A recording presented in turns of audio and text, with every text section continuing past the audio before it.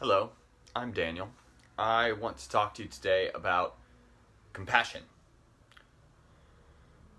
Compassion is a very important virtue that we talk about in meditation, in Buddhism, and I think that sometimes we don't talk about it enough. We spend a lot of time thinking about mindfulness and wisdom and meditation, and compassion is really what brings us together and what creates harmony among different groups of people, among us and our neighbors and among different people. And I want to start by recommending a book, and this book is called Training in Compassion, Zen Teachings on the Practice of Lojong. If you just look up Training in Compassion, Norman Fischer, you'll find it. It's a really good book that explores these topics really deeply, but I'm not going to really read quotes from it or anything, but I do want to recommend it.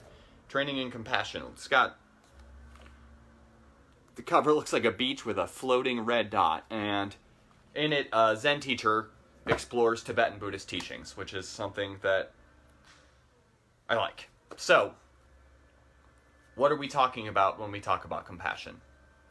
First of all, we don't always think of compassion as having levels, but it does. There is, people call it relative compassion and absolute compassion. I think that's weird, so I don't like it. I just like to call it compassion and then boundless compassion, which are, maybe that's weird too. But the point is, we're thinking of everyday compassion that we have, and then we're thinking of heavier compassion that's harder to cultivate. So, everyday compassion, what am I talking about? I'm talking about when my son falls down and he gets hurt and I feel bad for him. That's everyday compassion. That is my son. It's easy for me to have compassion for my son, and actually sometimes too easy because my kids try to manipulate me. But regular everyday compassion is compassion for the people we care about. It's compassion for our loved ones, for our friends. It's compassion for people that look like us and act like us too. It's really easy to have that. Well, maybe not really easy, but it's easy to have that. It's when we really care about the struggles of the people around us. That's everyday compassion. And it's really important to cultivate that. It's really important to have a lot of everyday compassion. Again, compassion makes us more connected, and connection is very important, and we need connection in our lives. It's very important, and I think we don't talk about connection enough. But what I want to talk about now is that boundless compassion. That is compassion for people that we think don't deserve it. Compassion for people that we think don't deserve it. And we really struggle with that.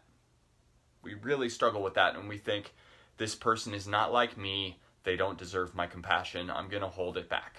Or, this person caused their own problems, why would I have compassion for them? This person caused their own problems, why would I have compassion for them? Or, this person did something bad to me, why would I have compassion for them? That is where compassion is hard. When someone got themselves in a really bad situation, and it's obvious that it's their fault. When someone has wronged us, it's hard to have compassion for them, of course. And then when someone's really different from us, it's hard to have compassion for them. And so that's what we need to learn how to cultivate. Because again, this is about connection. We're happier when we're connected to others. We are having a better life when we're connected to others, and we're having more harmony in the world when we're connected to others.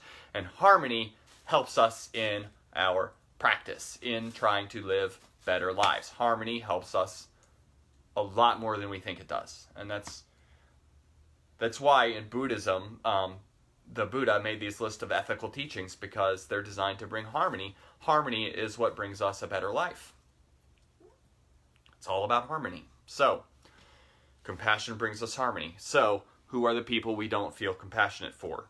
A lot of the time, we don't feel compassionate for, first of all, a lot of people struggle to feel compassionate toward people that are really different. People that look different, people from different cultures, people that speak differently, there's a tendency sometimes to not have compassion for them, or in the worst case, to not think of them as people. That's the worst thing, is to not think of them as people because they're different.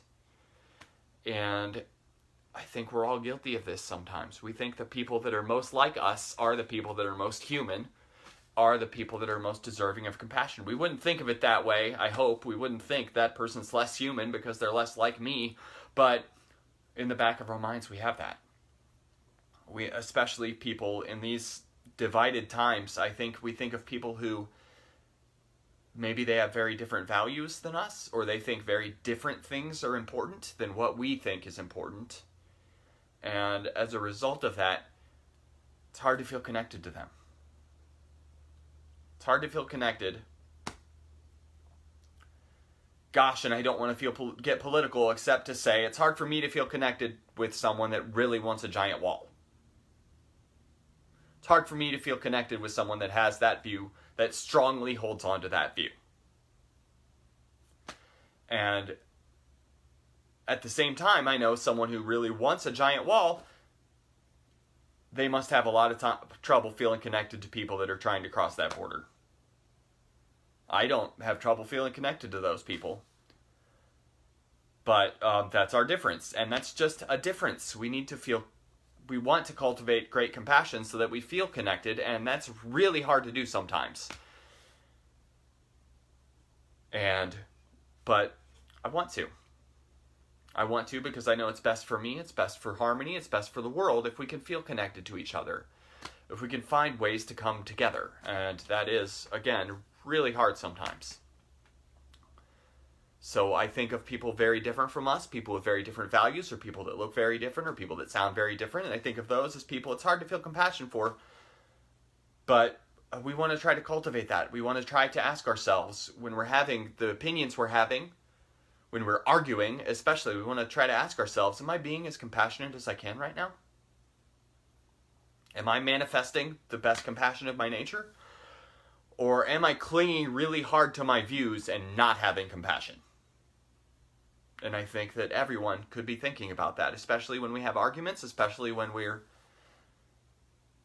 not thinking of how we can help.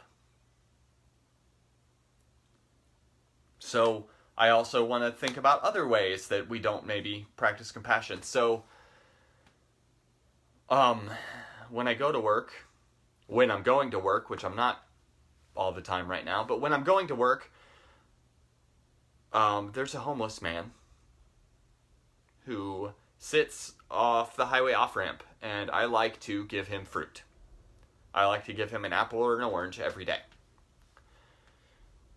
And I know it's a view some people have that, and I've been known to give him a little bit of money, $1 or $2 every day too. But usually it's fruit. I like to give people fruit, but because I don't think he's getting fruit from anyone. But there are people that say, those are fake homeless people. We shouldn't give them anything. Or those homeless people are alcoholics, and if you give them money, they're going to spend it on alcohol. And of course there are people that think, well, if they made better choices, they wouldn't be homeless, so why would I help them?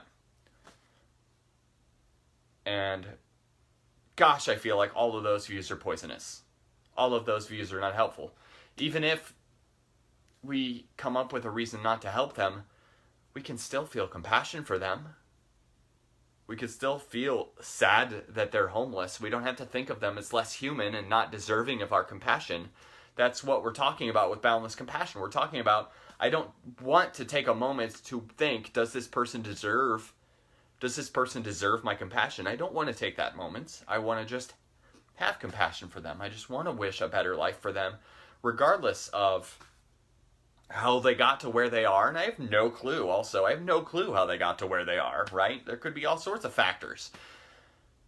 And I don't want to take a moment to think, does this person deserve my compassion? I just want to show them my compassion. So I'm going to give that guy a fruit every time I see him, as long as I have fruit. And I hope I always remember to have fruit, because I want to help, and I want to express compassion, and I want to make this guy have a better day. And some part of that is me wanting to feel good. right? I feel good about myself when I give this guy an apple or an orange or whatever I give him. I feel good about myself, and that's an aspect of compassion too, actually.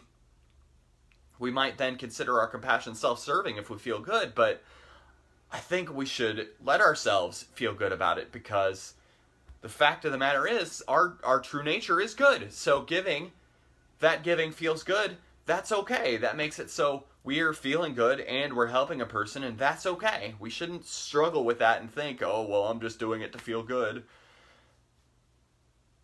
We should give. We should not also should not stop to consider whether I deserve this good feeling that I get from giving. We should just give. We should just express compassion whenever we can, because it is in our nature, and it does feel good, and it does help the world. Little things that we do for others help the world, and even just little positive thoughts. I hope that person has a better day.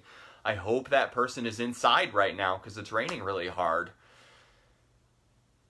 That's good for us. It is not good for us to think that person does not deserve my compassion because they did this to themselves, or because they don't look like me, or because they don't think like me. It's not good to think that way. It's better to think, I hope they have the best life they can. And if we should see someone making bad choices all the time that just wrecks their life, we can also think to ourselves, I hope they make better choices. And of course we can remind ourselves that we don't know what that person went through. We don't know how this person came to these views that we think are really bad. We don't know how this person came to be homeless. We don't know anything about another person's struggle. All we really know is that they're struggling and they're having a hard life just like we are. Just like we are. We're all struggling all the time. Life is really hard even for people that we tend to think have a really easy life and have always had a really easy life. Well, okay, that other people have really different struggles than we do sometimes, but we're all getting older. We're all getting sick. We're all seeing people we care about die. So there are struggles that are fundamental to the human condition that we all have. Even someone who has a very different life than me, they still have some of the most difficult struggles that I have. And so even someone who seems like they haven't had to suffer in their life, I can still try, and it's not always easy, but I can still try to have compassion for them, and I can still have that thought when I'm struggling to feel compassion. When I'm struggling and I'm really thinking someone's awful and I'm really hoping for something bad to happen to them, I can still try to bring that idea to mind. Am I manifesting the most compassion I can right now? Am I caring about this person who I really disagree with, who really thinks differently than me, who really is really different from me? Am I trying to manifest love and compassion? Or am I just holding on to negative feelings instead? And I think we really need to train in compassion right now. We really need it. The world desperately needs it. We are tearing ourselves apart and tearing each other apart, and it's no good. So that boundless compassion, that compassion for people that we think don't deserve it, that compassion for people that even do bad things to us, that's the hardest maybe. People who directly do bad things to us, it's hard to feel compassion for them. We want to take pleasure in someone else, in our enemy suffering. We want to take pleasure in that. And that doesn't help.